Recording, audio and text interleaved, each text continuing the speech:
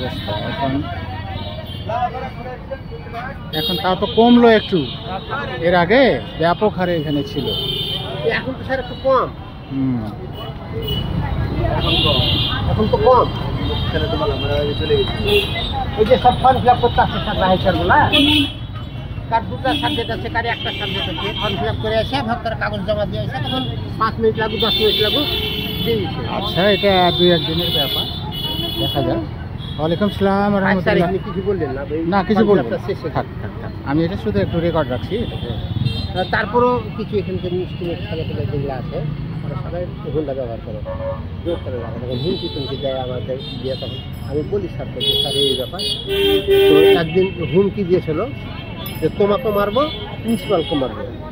অত সহজ না, শুনেন কথাটা, আমি কিন্তু কোনো ছেলের কানো দিনই এবং কোনো কারোর কাছে। আমাদের এখানে যে মনিরুল ছিল, মরে গেছে, হ্যাঁ হ্যাঁ, ওর স্ত্রী ইতিহাসে চাকরি করে, ওই কিন্তু যে ছেলেকে শুনেছে এখানে, শুনে কিন্তু তখন আমাকে আর কিছু বলেনি। ও সরাসরি যাও ওখানে এই বোটানির সামনে ছেলেমেয়েরাকে বলেছে যে ওখানে রফি ভাইকে এই মুহূর্তে একা দেওয়া যাবে না, একা আছে ওখানে ছেলে পেলে সব হুন্ডা নিয়ে একটু রাখারাখি নিয়ে রফি ভাইকে হুমকি। না না, ভয়ের কোনো কারণ নাই। আপনি তখন গোটা কলেজকে প্রতিনিধিত্ব করছেন এই গেটের ব্যাপারে।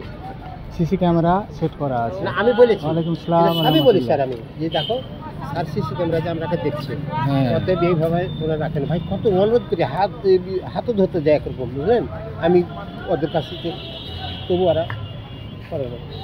যাও তুমি প্রিন্সিপালকে বলবা। আমি কেন বলতে যাবো? তুমি ফোন করে বলো যে স্যার আমি এখানে গাড়ি রাখছি, তুমি বলো। আচ্ছা, দেখা যাক কয়টা দিন আরো গ্যাঞ্জাম বাড়লে তখন ভিন্ন ব্যবস্থা নেওয়া হবে।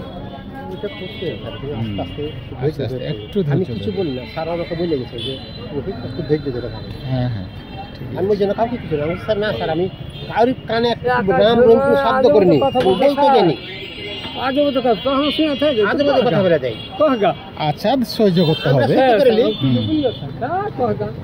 তোরাই বড় হোক, আমরা সহ্য করি। কি করবো বলেন স্যার? ঠিক আছে, ভালো মতো থাকেন, আমরা তো আছি ইনশাল্লাহ। আমাদের ঐতিহ্য আমাদের বজায় রাখতে হবে। না, মেরে দিলে তার অবস্থাটা কোথায় যাবে আপনি আবার ভেবে দেখেন, অত সহজ না।